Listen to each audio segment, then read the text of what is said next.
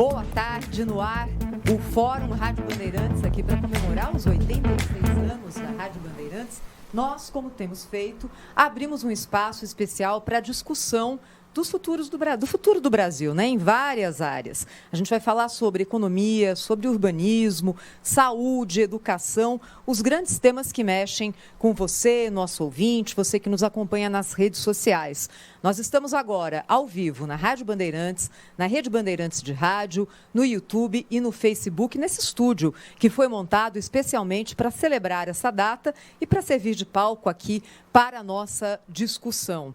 Quando nós falamos de caminhos, nós paramos um pouco aqui a correria do noticiário, aquela coisa mais puxada, para ouvir as pessoas, ouvir quem são aqueles que fazem o dia a dia do país seguir em frente. Empresas, educadores, urbanistas, profissionais da saúde, todas essas áreas que estarão conosco aqui nos próximos 4 dias, começando hoje, segunda-feira. E a gente começa com economia porque é o motor de todas as outras áreas, não é? No momento em que o Brasil tem um desafio muito grande, que é o de conseguir um caminho para o crescimento sustentável. Hoje, por exemplo, saiu a pesquisa Focus, realizada pelo Banco Central, com expectativa de crescimento para a economia brasileira perto do 1%. É muito pouco para um país que precisa crescer mais. O que a gente precisa fazer? Onde dá para melhorar? Reforma tributária, será que sai ou não sai? Nós vamos falar tudo isso aqui no Fórum 86 anos da Rádio Bandeirantes, já agradecendo aqui a parceria com os nossos patrocinadores, Ensino Einstein, ArcelorMittal e Euro 17 Crédito estarão conosco aqui durante os próximos 4 dias. E eu falei de reforma tributária justamente para abrir aqui o nosso fórum e passar a palavra ao secretário Bernard Api, um dos maiores conhecedores do sistema tributário brasileiro. E olha que é complexo esse sistema, hein? E que hoje também é o secretário especial da reforma tributária no Ministério da Fazenda e tem a missão de colocar esse tema em pauta, em debate, em dividir o que o governo federal pretende com a sociedade como um todo. Secretário, muito obrigada, hein, por falar conosco aqui na abertura desse fórum. Seja bem-vindo. Muito obrigado, Thaís. Muito obrigado pelo convite, participar desse fórum da Rádio Bandeirantes, Caminhos para o Futuro, e ainda mais fazendo aqui essa abertura, essa fala inicial de um tema, sobre falar de um tema tão importante para o país, que é a reforma tributária. Bom, o que é a reforma tributária para o governo? A reforma tributária ela tem 2 objetivos principais. Um deles é aumentar o potencial de crescimento do país. O Brasil hoje tem, por conta de vários problemas no sistema tributário, cresce menos do que ele poderia crescer, e isso é um dos principais objetivos da reforma tributária que está em discussão hoje no Congresso Nacional. O segundo objetivo é tornar o sistema tributário mais justo, ou seja, tributar mais quem tem mais capacidade contributiva, ou seja, as pessoas mais ricas, e tributar menos quem tem menos capacidade contributiva, as pessoas de menor renda. A reforma tributária ela tem 2 etapas. Ela tem uma primeira etapa que está sendo discutida agora no Congresso Nacional, que é o que nós chamamos de reforma da tributação do consumo, e é o que eu vou falar sobre ela hoje, aqui nessa minha apresentação inicial para o Fórum da Rádio Bandeirantes. A segunda parte da reforma tributária é a reforma da tributação da renda. E aqui ela deve, enfim, depois, num segundo momento, ela vai ser discutida com o Congresso Nacional, embora uma primeira parte da tributação da renda já esteja hoje numa medida provisória editada recentemente, e ela tem basicamente 2 dispositivos. Um é uma correção da tabela do imposto de renda das pessoas físicas, e o segundo são algumas medidas para fechar brechas que permitem que pessoas que têm ativos no exterior deixem de pagar imposto no Brasil. Então, ela está começando agora, mas o grosso da reforma da tributação da renda e muito provavelmente da folha de salários virá num segundo momento. Eu vou falar hoje, então, dessa primeira etapa da reforma tributária, que é a reforma da tributação, que a gente chama reforma da tributação do consumo. O que é essa reforma da tributação do consumo? Ela é basicamente a substituição de 5 tributos que tem hoje no Brasil, que incidem sobre a produção e consumo de bens e serviços, por um ou 2 tributos extremamente simples. Esses 5 tributos são o PIS, a COFINS e o IPI, que são federais, o ICMS, que é dos estados, o ISS dos municípios, e eles seriam substituídos por um ou 2 impostos que a gente chama de imposto sobre valor agregado, o valor adicionado, o IVA. Esse IVA é um imposto que é cobrado em cada etapa do processo de produção e comercialização, mas em que em cada etapa o imposto que foi pago sobre todos os insumos, sobre tudo que é utilizado na atividade produtiva é recuperado. Então, na verdade, em cada etapa você só paga a diferença entre o imposto que incide nas suas vendas e o imposto que já foi cobrado nas suas compras. Neste modelo, o que você tem é que o imposto que incide na venda na venda final, ele corresponde exatamente à soma de tudo que foi cobrado em cada uma das etapas. E o bom IVA, ele desonera completamente exportações, ele desonera completamente investimentos e ele tributa as importações da mesma forma que a produção nacional. E esse imposto, então, no fundo, ele incide basicamente sobre o consumo. Ele é cobrado ao longo da cadeia de produção e comercialização e incide sobre o consumo. E o que se pretende fazer no Brasil é migrar desses 5 tributos que nós temos hoje, que são extremamente complexos, disfuncionais, que geram muitos problemas, para um ou 2 tributos que teriam a mesma legislação e seriam extremamente simples, cobrados nesse sistema de débito e crédito. Bom, e por que é importante fazer essa mudança? É importante fazer essa mudança por várias razões. Porque ela reduz enormemente a burocracia para pagar tributos, que no Brasil é provavelmente hoje a maior do mundo. Só para ter uma ideia, é muito comum você conversar com uma empresa industrial, por exemplo, aqui no Brasil, e ela tem, 60 pessoas só para cuidar de burocracia tributária. Em alguns casos, conheço empresas que têm 200 pessoas só para cuidar de burocracia tributária.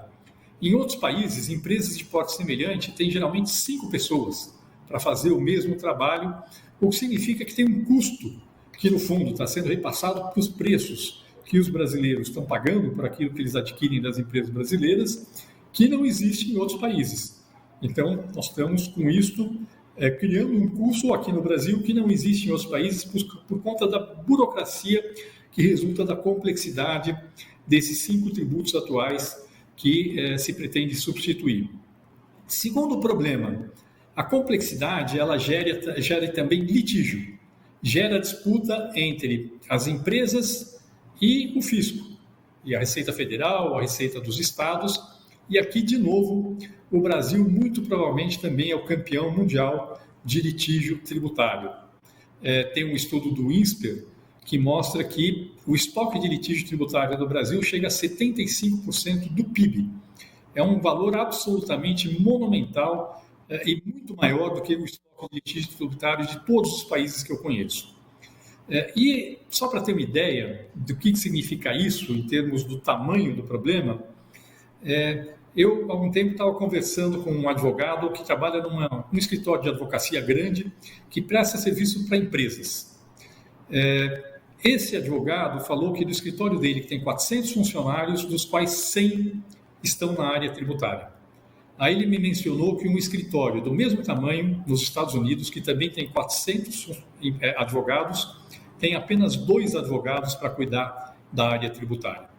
Esta é a diferença entre o grau de litígio tributário que a gente tem no Brasil e o grau de litígio tributário no resto do mundo.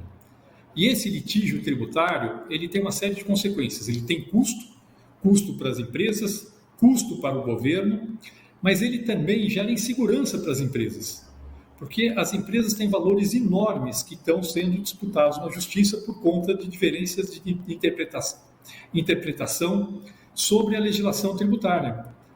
E aí, essa insegurança, ela reduz o investimento. Quando a empresa opera num país em que ela tem um grau de insegurança alto, ela investe menos, ou então investe com uma margem mais alta para poder compensar o risco que ela corre no Brasil, que ela não corre em outros países. E aí o efeito final também é perda de competitividade da produção nacional e um custo maior para os consumidores de produtos brasileiros. Terceiro problema do sistema atual. A gente, por falhas no nosso sistema tributário, a gente acaba tributando exportações e investimentos. Como eu disse, no bom, que é onde nós queremos chegar com a reforma tributária, não se tributa exportações, não se tributa investimentos. Ao se tributar menos investimentos, a economia cresce mais, você reduz o custo do investimento, a empresa investe mais, e isso aumenta o potencial de crescimento da economia e o país cresce mais. E a mesma coisa acontece por conta da tributação das exportações, porque ela tira a competitividade da produção nacional e o país acaba crescendo menos por causa disso.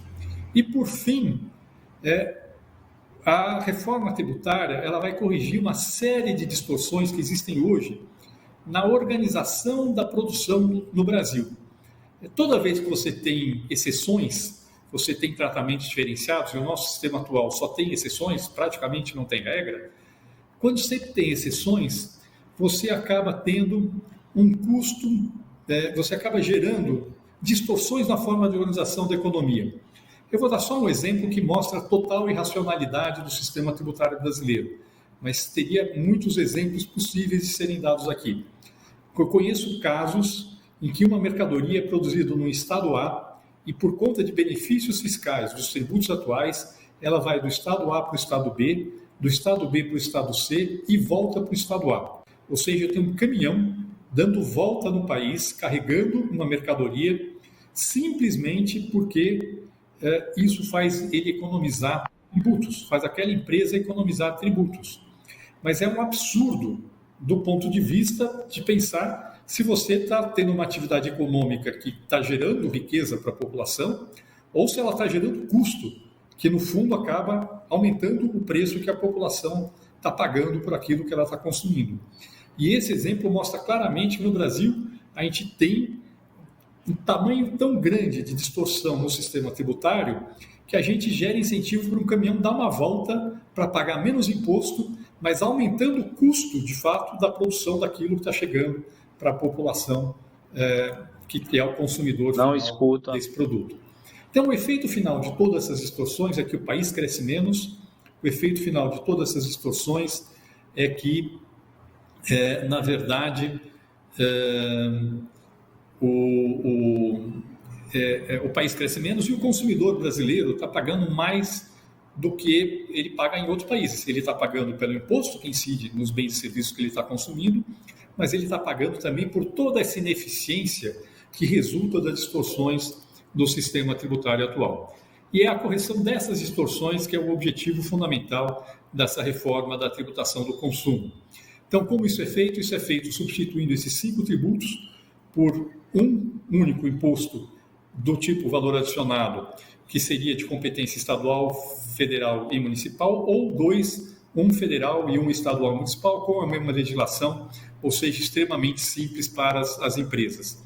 Esse imposto teria o que a gente chama não cumulatividade plena, ou seja, todo o imposto que foi pago ao longo da cadeia produtiva é recuperado.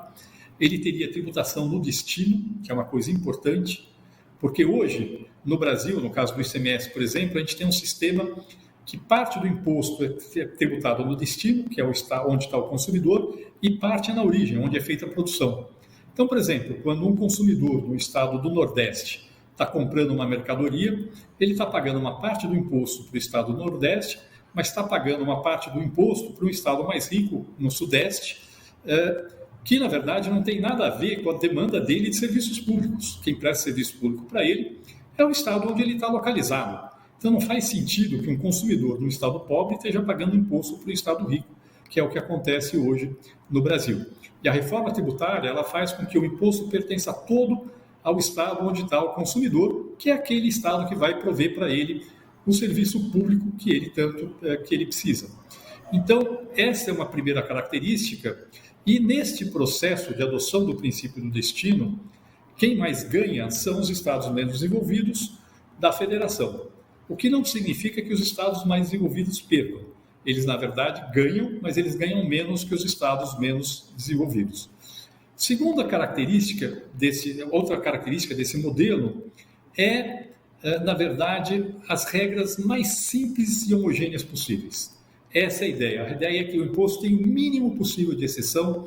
A gente sabe que no Congresso Nacional é muito provável que acabem vindo alguns tratamentos favorecidos de algumas coisas muito específicas, como educação, como saúde, como produtos agropecuários, alimentos, transporte público coletivo, ou seja, situações muito específicas que provavelmente vão exigir um tratamento diferenciado, mas tirando essas situações, uma regra só para todo mundo. Quanto mais simples a regra, menos litígio, menos custo burocrático para pagar imposto, mais o país cresce, mais ganha a população. E, finalmente, é importante explicar que essa reforma tributária tem duas transições. Tem uma primeira transição, que é dos tributos atuais para o novo tributo, ou os novos tributos, que vai ser feita aí, num primeiro momento, para os tributos federais e depois com uma transição um pouquinho mais longa, de alguns anos, para os tributos estaduais e municipais. E tem uma segunda transição, que é na distribuição da receita para os vários entes da federação. A reforma tributária muda a distribuição, alguns entes da federação aumentam a participação do bolo. Como eu disse, os estados mais pobres ganham mais que os estados mais ricos, mas essa mudança é feita com uma transição bastante longa, aí, de 40 ou 50 anos, não tem nenhuma importância para as pessoas, para as empresas e para as pessoas, o sistema tributário muda em alguns anos, mas a distribuição da receita para os estados e para os municípios, ela tem uma transição mais longa para que não tenha nenhum efeito traumático nas finanças de nenhum ente da federação. E por última característica da reforma é, na verdade, criar um fundo de desenvolvimento regional que vai ser o novo mecanismo de desenvolvimento regional do país, que vai ser um mecanismo mais eficiente do que o uso de benefícios fiscais, que é a forma como hoje se tenta fazer desenvolvimento do país, mas que não está mais funcionando porque todos os estados da federação, do mais pobre ao mais rico, estão dando benefícios fiscais e, na verdade, não está servindo para desenvolver nenhum estado, porque ele perdeu a funcionalidade que ele talvez já tenha tido no passado. Bom, esse é o desenho do que está sendo proposto. E por que a reforma tributária é importante? Porque ao corrigir todas aquelas distorções que eu falei no começo, ela tem um impacto muito positivo sobre o crescimento. A gente estima esse impacto, com base em alguns estudos econômicos que foram feitos, em um aumento entre 12% e 20% do PIB potencial do Brasil após 10 ou 15 anos, depois de aprovada a reforma tributária, num horizonte entre 10 e 15 anos. Nós estamos falando de cada brasileiro ser entre 12% e 20% mais rico, em média, do que seria sem a reforma tributária daqui a 10, 12 ou 15 anos. Esse é o efeito da reforma tributária. Ela é boa para a população, porque aumenta o poder de compra, ela é boa para as empresas, porque aumenta o volume de negócios, ela é boa para o governo, porque, mesmo mantendo a carga tributária como proporção do PIB, se o país cresce mais, o governo arrecada mais e pode fazer mais política pública. Então, é o que a gente chama de um jogo de ganha-ganha. E esse é o motivo pelo qual a gente defende a reforma tributária. E o que é interessante é que, quando a gente considera esse efeito da reforma tributária sobre o crescimento, todos os estados da federação, todos ganham, se a gente olha, por exemplo, o efeito da reforma tributária em 20 anos, com a transição que está sendo proposta para a reforma tributária. Todos os estados da federação ganham com essa mudança. Todos os setores da economia ganham, tem alguns que ganham mais, alguns que ganham menos, mas todos ganham, ou seja, é um jogo em que é uma situação em que todos saem ganhando porque a economia está crescendo mais e porque a reforma contempla alguns mecanismos de transição. Como eu disse, ganham mais os estados mais pobres da federação e a proposta também prevê um regime de devolução do imposto que vai favorecer, sobretudo, as famílias de baixa renda e, com este modelo, na verdade, ganham também mais as famílias de baixa renda do que as famílias de alta renda. Todos ganham, as famílias de alta renda ganham, mas as famílias de baixa renda ganham mais que as famílias de alta renda com a reforma tributária. Então, é por isso que essa reforma é importante. Essa reforma está sendo discutida hoje no Congresso através de duas propostas de emenda constitucional, a PEC 45 da Câmara dos Deputados, a PEC 110 do Senado Federal. O governo optou por não mandar um novo projeto, porque acha que essas duas PECs são uma boa base para construir um novo sistema tributário do consumo do Brasil. E o que o governo tem feito é apoiar o Congresso Nacional na construção da melhor reforma tributária possível a partir desses projetos que já estão no Congresso Nacional. Então, na verdade, a bola, de fato, está com o Congresso Nacional nesse momento. A nossa função no governo é uma função de apoio, de explicar os prós e contras de diferentes alternativas que estão sendo considerados no desenho dessa nova reforma tributária, seja em questões técnicas, seja em questões relativas a eventuais tratamentos diferenciados para um ou outro setor. A nossa função é, na verdade, dar o apoio para o Congresso Nacional para que, com base nessas informações, o Congresso tome as melhores decisões possíveis e a gente consiga construir um sistema tributário que realmente represente uma mudança radical e crie condições para o Brasil iniciar um novo ciclo de desenvolvimento. Queria aproveitar, então, aqui e agradecer mais uma vez à Rádio Bandeirantes a oportunidade de participar desse debate, fazer essa abertura e tentei explicar.